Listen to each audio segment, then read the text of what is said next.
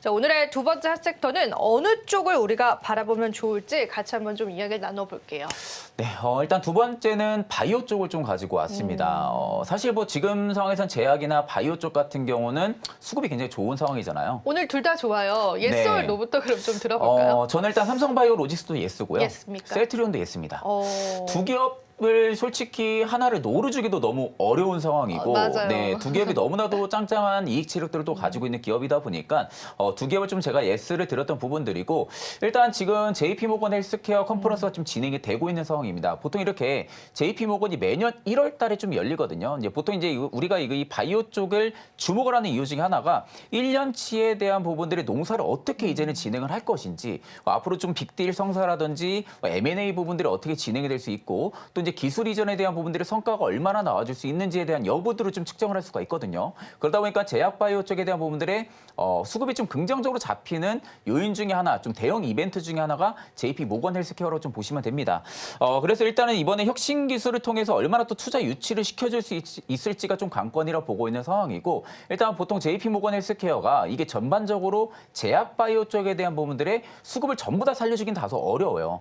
이제 특정 기업군, 특정 기업 안에서 뭐 M&A 성사 부분들이 있다든지, 아니면 뭐 주요 파이프라인을 뭐 발표를 했다라든지, 아니면 지금 뭐 가지고 있는 개발 예정 중인 신약 부분들을 발표를 한다든지, 이런 부분들의 개별 재료가 좀 붙여줘야만이 그 기업의 좀 독단적인 수급이 좀 많이 잡히기도 합니다. 다만 이제 우리가 여기서 알 수 있는 부분들이 생물보안법이 일단 실패한 상황이죠.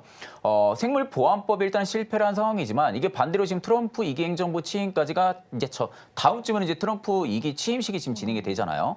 그러면 결국 중국에 대한 부분들이 견제가 워낙 많은 상황이고, 그러면 결국 생물보안법에 대한 부분들이 다시금 의회 통과를 좀 빠르게 진행을 시킬 가능성이 높습니다.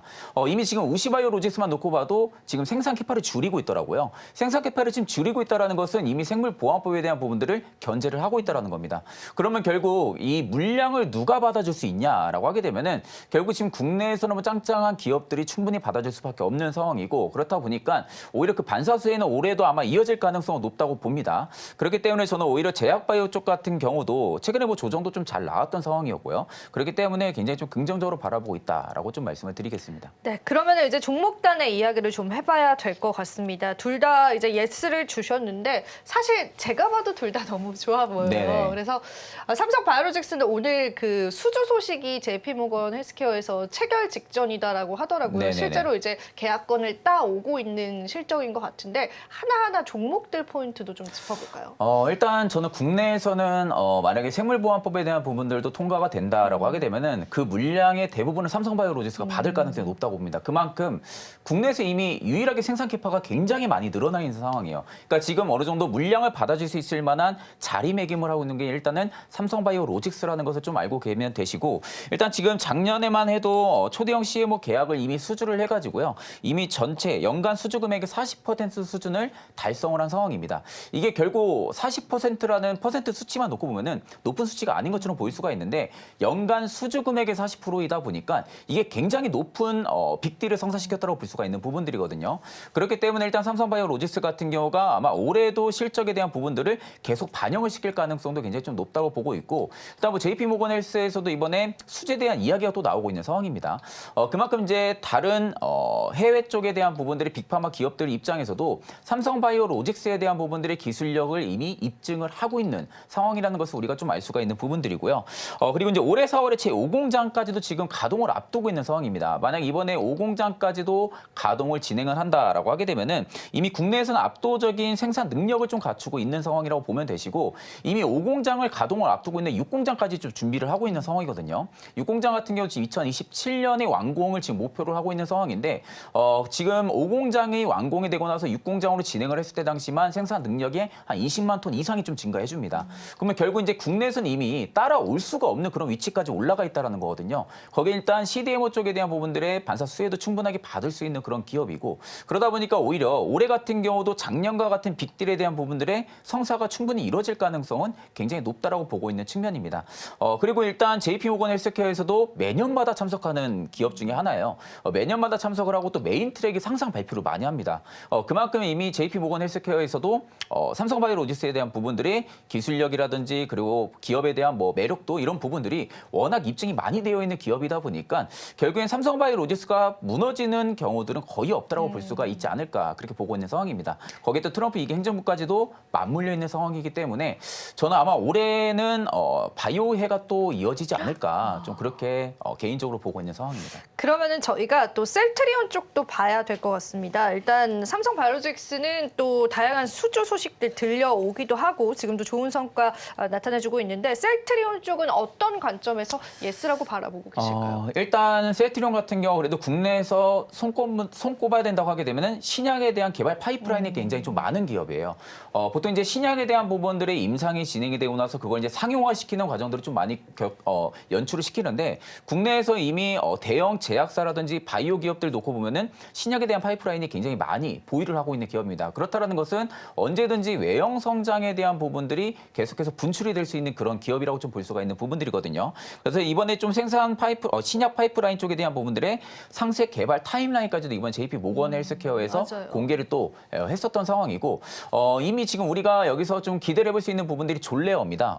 졸레어에 대한 부분들이 지금 미국이라든지 유럽, 일본 쪽에서 지금 동시에 런칭을 또 앞두고 있는 상황이거든요. 그러면 졸레어까지도 지금 런칭을 앞두고 있는 상황이다 보니까 작년 대비해서 올해에 대한 부분들의 이익 체력이 더욱더 좋아질 가능성이 굉장히 좀 높다라고 볼 수가 있는 측면이고 그리고 지금 2028년까지 ADC 분야 쪽에서만 9개, 다중항체 분야 쪽에서만 4개의 신약 파이프라인들을 지금 예정을 앞두고 있는 상황입니다. 그러니까 어떻게 보면은 셀트리온 같은 경우가 이제는 또 CDMO 쪽까지도 준비를 하고 있는 상황이죠. 그러면서 지금 리가켄 바이오랑 협력을 해서 ADC 항체 약물에 대한 부분들을 지금 개발을 또 논의를 하고 있는 상황이고요. 그렇다 하게 되면 일단 이제는 CMO 쪽과 CDMO 쪽에 대한 부분들의 특화적인 모멘텀을 받을 수 있는 기업이라고 좀 볼 수가 있는 부분들이고 오히려 지금 셀트리온 같은 경우가 작년부터 계속해서 박스권을 그리면서 움직여주고 있는 상황이거든요. 그렇다는 것은 결국 셀트리온 누군가는 계속해서 기대감을 갖고 관심을 가져주고는 있는 상황이고 반대로 매도 물량도 그렇게 많이는 안 나오고 있지만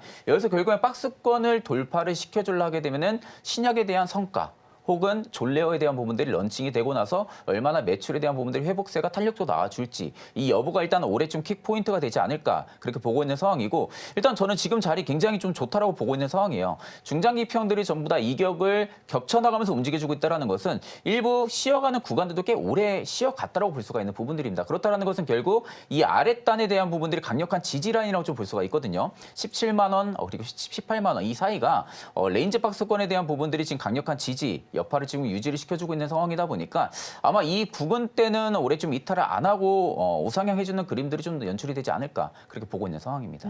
그러니까 지금 전반적으로 또 CDMO 중에 대표주 그리고 신약 개발 중에 국내 대표주 이렇게 두 가지 기업들의 예스라는 의견을 주신 것 같습니다. 여기서 앞서서 본부장님 말씀해 주신 ADC라는 거는 이 항물 적합해서 우리가 네네. 새로운 신약으로 항암 치료, 표적 항암 치료제잖아요. 이게 이제 올해 바이오 트렌드가 될 것이다라고 보는 네네. 시선들도 있는데 그 관련주들도 계속 보는 것도 나쁘지 않을까요? 사실 지금 ADC 쪽으로 추세 변환이 많이 일어나고 있는 이미 상황이에요. 나오나요? 이미 네. 뭐 작년 연말부터도 아니죠. 작년 한 3분기부터 해서 ADC 쪽에 대한 부분들 전환 체계가 많이 이루어지고 있는 상황입니다. 그럼 결국 국내 바이오 기업들이 기존에 해왔던 그 항체 약물 쪽에 대한 부분들의 사업이 아니라 ADC 쪽으로 넘어간다는 것은 이제는 ADC 쪽에 대한 부분들의 추세 판도가 흐름이 바뀐다는 거죠. 그래서 이미 지금 선수를 치고 먼저 움직였던 기업들도 굉장히 좀 많은 상황이었고요. 그중에서도 일단은 독단적으로 리가켄 바이오로 좀 볼 수가 있는 부분들이고 그럼 올해 같은 경우도 저는 ADC 쪽에 대한 부분들의 모멘텀은 계속 유지가 될 가능성이 굉장히 높다고 봅니다. 왜냐하면 이미 굵직한 기업들 특히 이제 앞전에 말씀드렸다시피 셀트리온이라든지 혹은 삼성 바이오로직스라든지 이 두 기업에서도 지금 ADC 쪽에 대한 부분들의 분야의 확대를 진행을 하고 있는 상황이거든요. 그럼 결국 이렇게 굵직한 기업들 역시도 ADC 시장에 지금 뛰어들고 있다는 것은 올해 역시도 ADC 쪽에 대한 부분들이 시장이 계속해서 성장을 해줄 가능성이 굉장히 높다라는 겁니다. 그런 측면으로 바라볼 때는 저는 지금 ADC 쪽에 대한 부분들 특화가 또 되어 있는 기업들도 주목을 해야 된다고 보고 있는 상황입니다. 네, ADC 관련 제약바이오주들 여러분들 주목을 해보시고요. 이어지는 코너도 소개해드리겠습니다. 이슈 TMI 시간을 통해 지금 바로 구독을 눌러보세요. 실시간 경제 뉴스, 투자 전문가들의 다양한 시황과 정확한 분석, 또 알찬 투자 정보까지 신뢰할 수 있는 저희 서울경제TV와 함께하세요.